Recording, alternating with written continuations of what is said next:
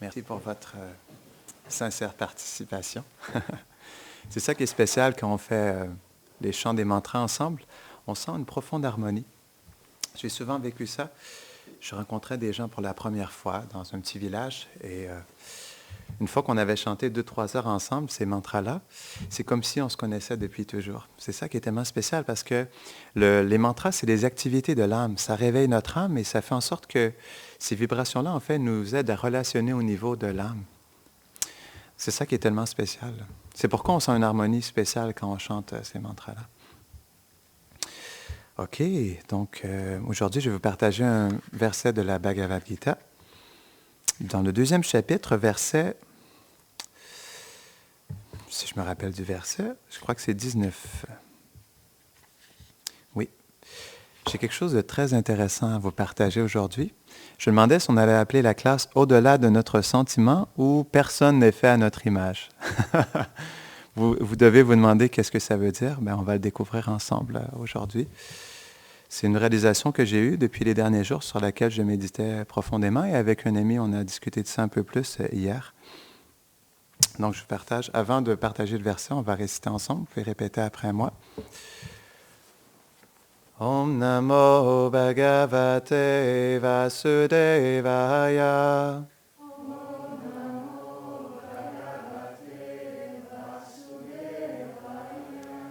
Om Namo Bhagavate Vasudevaya.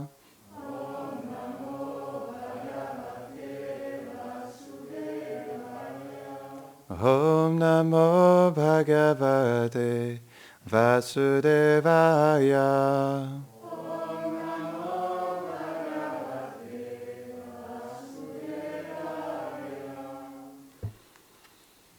OK. Donc, je vais lire le sanskrit. Tasmada sakta satatam varyam karma samachara asakto yacharan karma param apnotu purusha.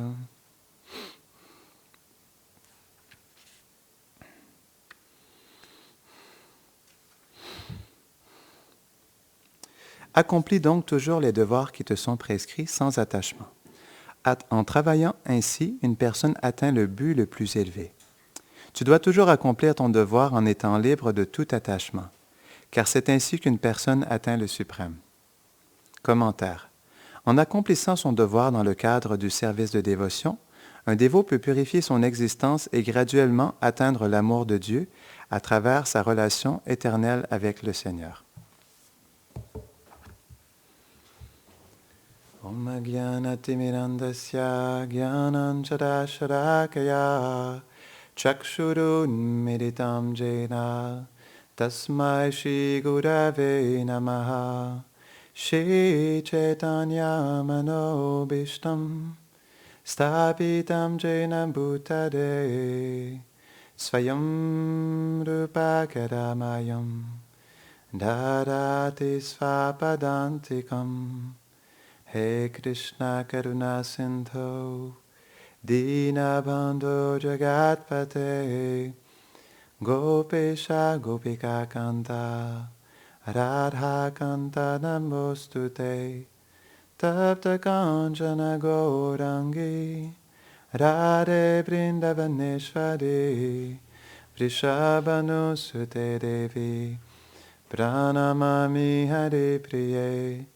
Vanchakalpatarubhyashta Kripa Sindhubhya eva cha Patitanam Pavanebhyo Vaishnavebhyo Namo Namaha Jaya Shri Krishna Chaitanya Prabhu Nityananda Shri Advaita Gadadhara Shivasari Gaura Bhakta Vrinda Hare Krishna, Krishna Krishna, Hare Hare, Hare Rama, Rama Rama, Hare Hare.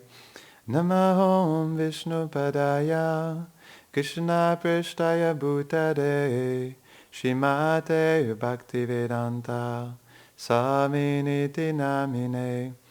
Namaste Sarasvati Deve Gauravani Pracharine Nirveshesha Shunyavadi Pashyatya Deshatadine.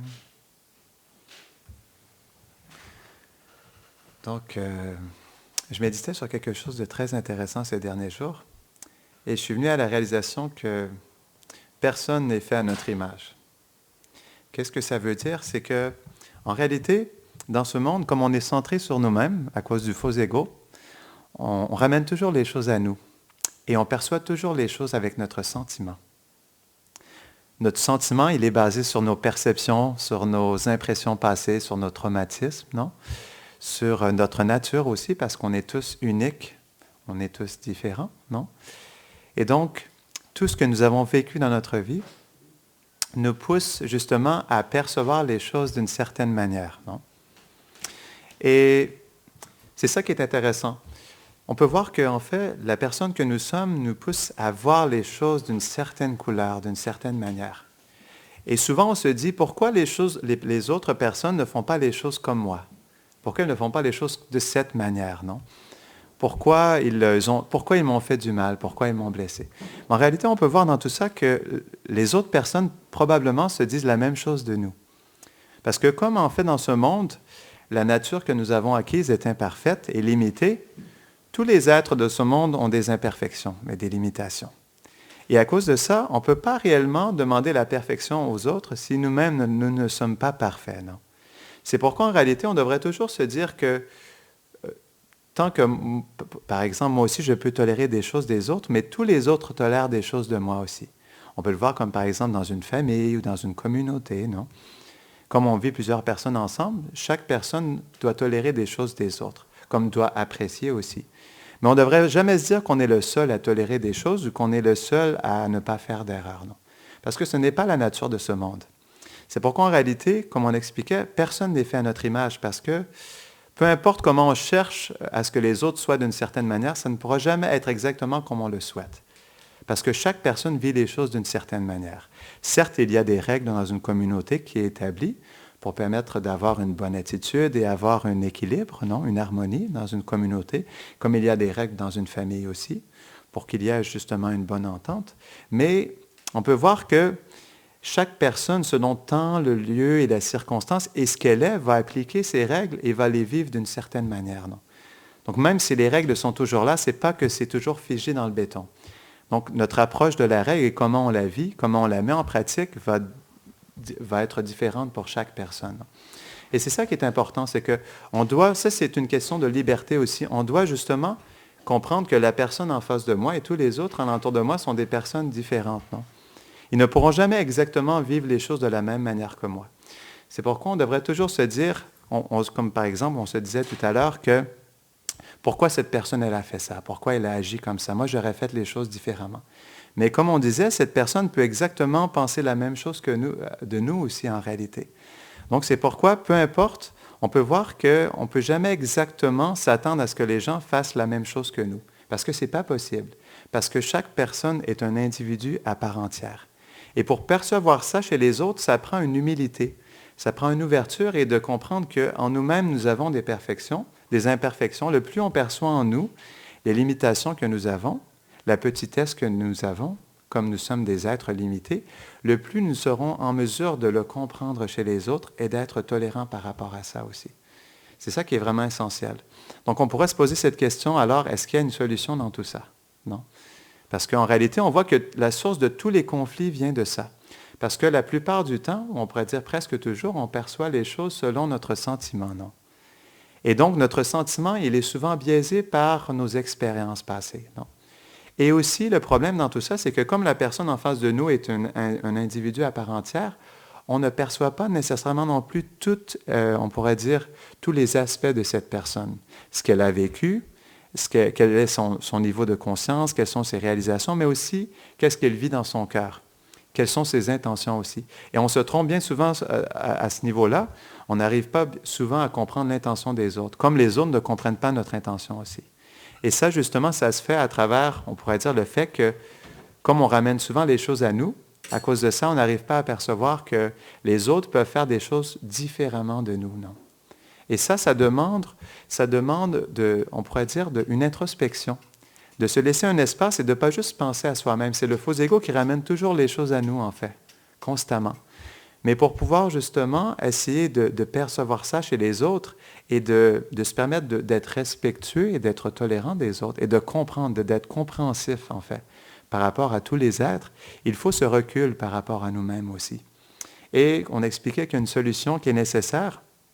Tout simplement, il faut devenir ce que nous sommes réellement, un serviteur, parce que c'est la nature de l'âme. On expliquait que tout revient jusqu'à nous. Non, ça c'est parce que l'âme conditionnée dans ce monde, elle se croit ce qu'on appelle être le purush.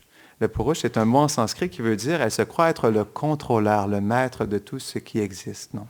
Et elle veut être le bénéficiaire aussi. Donc, dû à ce sentiment de purush, on appelle ça purushabhav, non?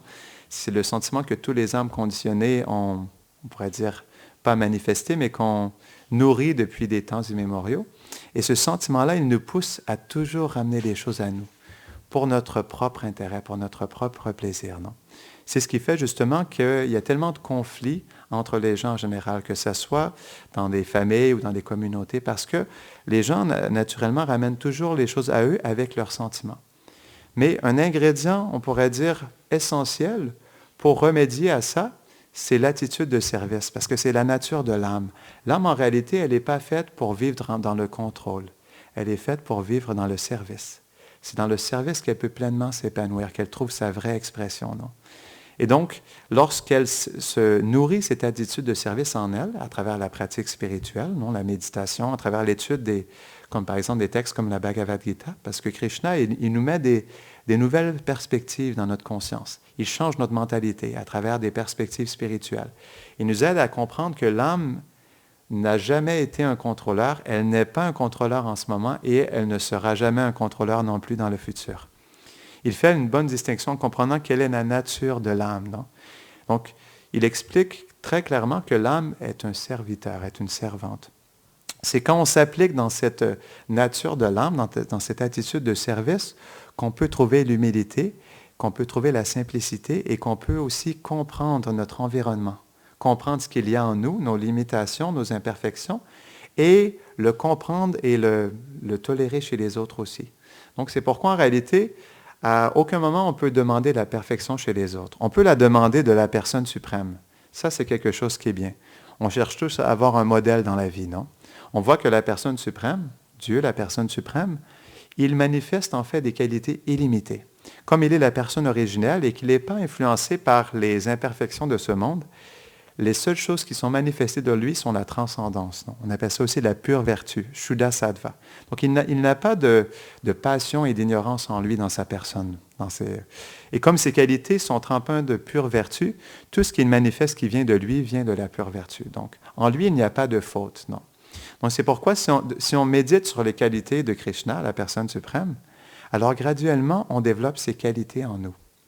Parce que justement, comme on a aussi ces qualités à l'intérieur de nous, comme on est une parcelle de Krishna, on expliquait au début que personne n'est fait à notre image, c'est plutôt le contraire, on est fait à l'image de Dieu. Non. Moi, je n'ai jamais entendu nulle part, dans aucun texte, où c'est dit que les autres sont faits à notre image. Non. Il n'y a que, en fait, tous les êtres qui sont à l'image de Dieu. C'est plutôt à l'inverse. Quand on comprend ça, en réalité, on développe une profonde humilité, parce qu'on réalise que nous n'avons rien en réalité. Nous sommes tout simplement, on pourrait dire, des parcelles du divin, de Krishna.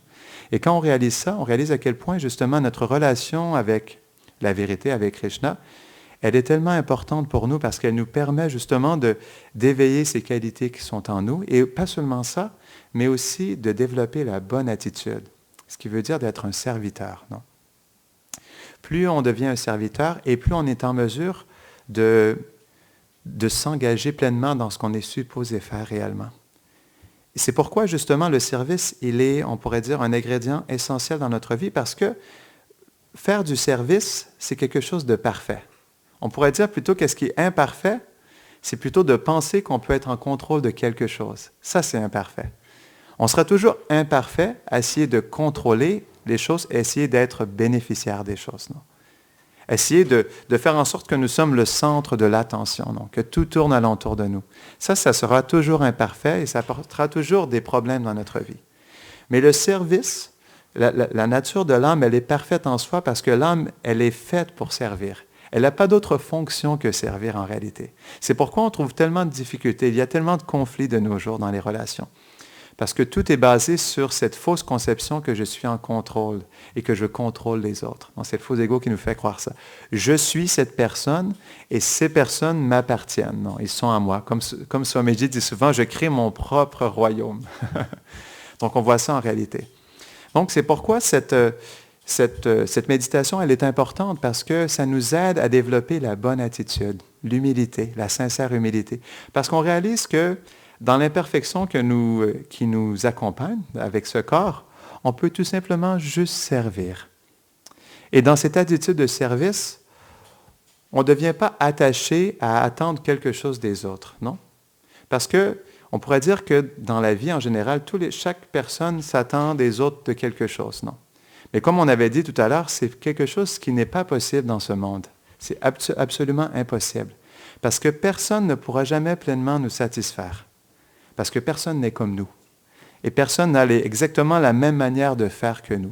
Donc, comme on est centré sur nous-mêmes, on s'attend toujours à ce que les autres soient de la manière dont on le souhaite, dont on aimerait qu'ils soient.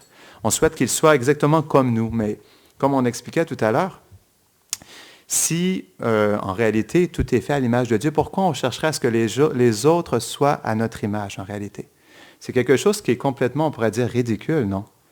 Parce que je pensais à ça personnellement, je me disais en réalité, je ne veux pas être moi-même. Donc pourquoi est-ce que je voudrais que les autres soient comme moi si moi je ne veux pas être moi-même? Dans le sens où je ne veux pas être cette personne, non? Parce que l'âme spirituelle, elle est une personne éternelle, mais elle n'est pas cette personne qui nous recouvre, avec ses défauts, avec ses imperfections, avec ses limitations.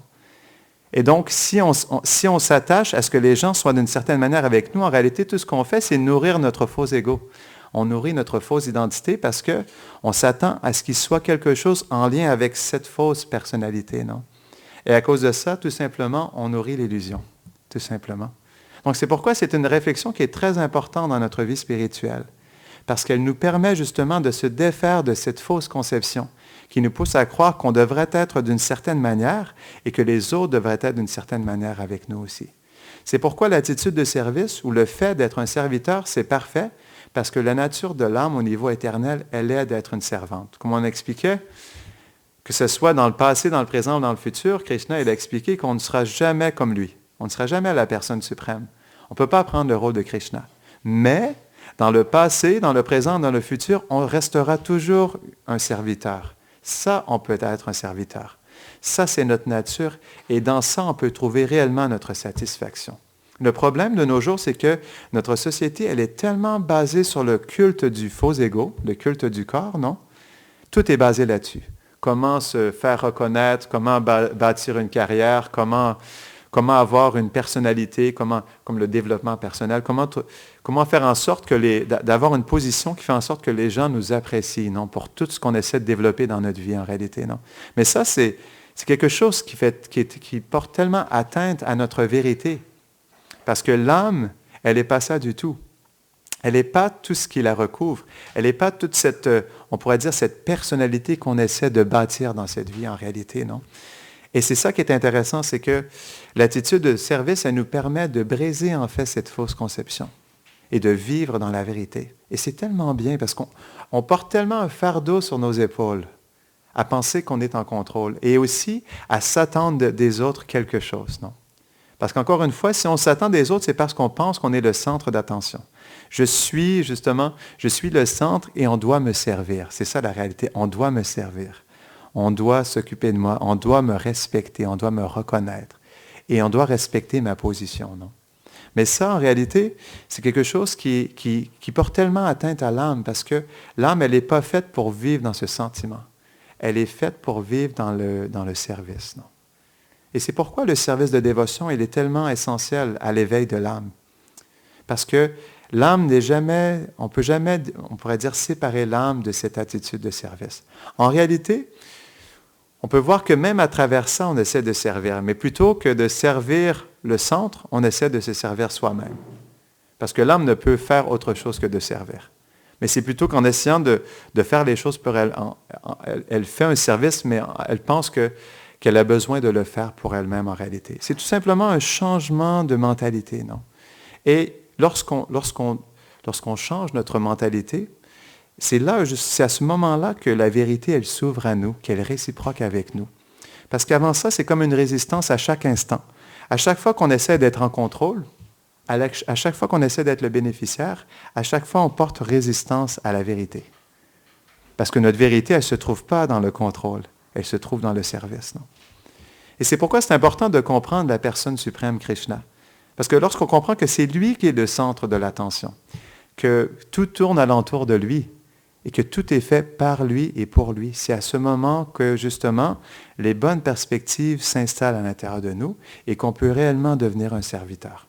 Parce que l'âme, elle est faite pour ça, elle est faite pour servir. On peut voir que c'est ce qui fait vivre le monde en réalité. L'humanité entière vit par le service. Un docteur, malgré le fait que ça peut être pour des intérêts, on pourrait dire personnels, dans le sens où on veut faire de l'argent, reste que, je ne pourrais pas l'expliquer ça, même un docteur, en réalité, lorsqu'il s'occupe de ses patients, il fait un service à ses patients. Une mère s'occupe de son enfant, elle fait un service, non? Donc, c'est ce qui fait que l'humanité survit, c'est que les êtres s'entraident et font un service les uns envers les autres. Non? Mais c'est juste que ce service, il est bien souvent trop dirigé envers nous-mêmes en réalité. Et à cause de ça, on se coupe de notre vérité. Et pas seulement de notre vérité, mais on pousse les autres aussi à nourrir l'illusion à l'intérieur d'eux. Non? Donc, c'est pourquoi, justement, c'est important la méditation, puis c'est important de l'introspection, parce que sans profonde introspection, on ne peut pas avancer. Parce que comme, justement, on a tellement d'impressions de nos vies passées, on pourrait dire de nos expériences passées, qui nous poussent à percevoir le monde d'une certaine manière, à cause de ça, on n'arrive pas justement à comprendre réellement notre environnement. Donc, c'est pourquoi on doit aller au-delà de notre sentiment. On expliquait tout à l'heure qu'on base beaucoup les choses sur notre sentiment, mais même ça aussi, on doit aller au-delà de ça. Parce que notre sentiment, il n'est pas nécessairement empreint de vérité. Il n'est pas nécessairement fondé sur la vérité. C'est ça qu'on doit vérifier. C'est pourquoi les anciens textes sacrés sont importants, comme la Bhagavad Gita, non, ou les autres textes sacrés. Parce qu'ils nous permettent justement de comprendre quelle est la fondation sur quoi fonder notre vie. On ne doit pas fonder notre vie seulement sur notre sentiment. Parce que notre sentiment, il est basé sur nos expériences de ce monde. Et nos expériences dans ce monde sont basées sur l'illusion. Donc c'est pourquoi on doit étudier la connaissance spirituelle. C'est essentiel. Parce qu'elle nous permet de comprendre la vérité telle qu'elle est. Parce qu'on peut s'imaginer tellement de choses, non, dans notre vie. Mais une fois qu'on comprend cette base et qu'on l'applique, c'est à ce moment-là aussi qu'on peut comprendre qu'on ne doit pas s'attendre à rien des autres et qu'on devrait tout simplement plutôt être dans le service, sans condition, sans attente en retour, juste parce que tout simplement c'est notre nature de servir. C'est pourquoi Srila Prabhupada il expliquait que l'amour d'une mère envers son enfant est l'amour le plus pur en ce monde. Parce qu'elle fait un service d'amour inconditionnel, sans rien attendre en retour. Peu importe, même si son enfant ne respecte pas sa mère, même si l'enfant rejette sa mère va toujours être prête à lui donner refuge, non, et à le protéger. C'est pourquoi l'amour d'une mère est tellement spécial dans ce monde, non? Parce que ça nous montre cette nature de service inconditionnel, non? Et donc, on parlait justement à quel point c'est important de développer ce service à l'intérieur de nous, mais aussi quelque chose qu'il faut comprendre, c'est que ce n'est pas simplement la nature de l'âme, mais c'est la nature de l'âme de servir la vérité absolue, de servir le divin, non? La personne suprême. C'est quand on sert la personne suprême que on pourrait dire, cette nature en nous s'éveille pleinement. Parce que l'âme, elle n'est jamais déconnectée de Krishna, parce qu'elle vient de Krishna.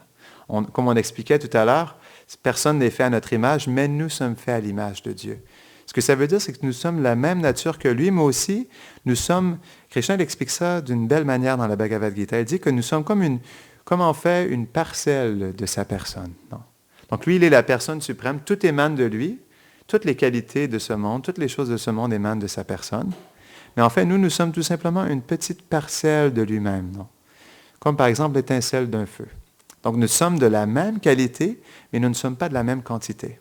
Ce qui est important dans ce point-là, dans ce principe-là, c'est que l'âme ne peut pas vivre sans Krishna. parce qu'elle est complètement dépendante de lui. Parce qu'en fait, Krishna, il est sa source. Et c'est Krishna qui lui permet de vivre, de relationner, d'aimer, non? Quand on se connecte à Krishna, c'est là qu'on vit le vrai amour. C'est là qu'on peut réellement servir. Et c'est là qu'on peut avoir une vraie relation, non?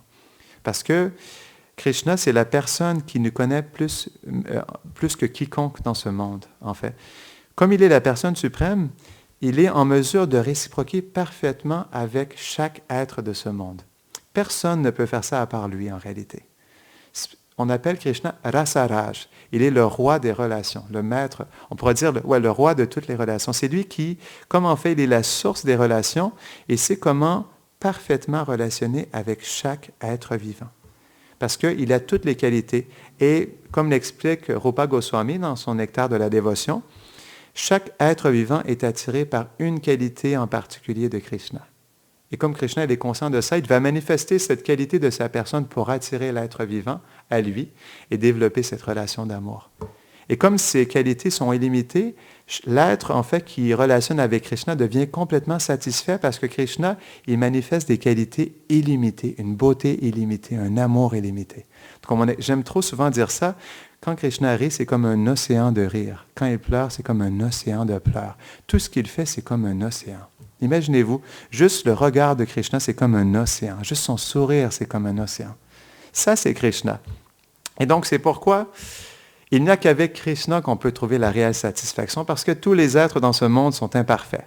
Mais si nous basons nos relations sur le service et qu'on met Krishna au centre de notre vie, comme Prabhupada expliquait dans le Nectar de l'instruction, alors on appelle ça du communisme spirituel. Ça veut dire qu'on a tous le même centre d'intérêt, mais en réalité, comme nous avons tous le même centre d'intérêt, même si nous sommes différents et nous exprimons notre dévotion différemment, notre service différemment, comme Krishna, il reste toujours le centre, il y a une harmonie entre nous.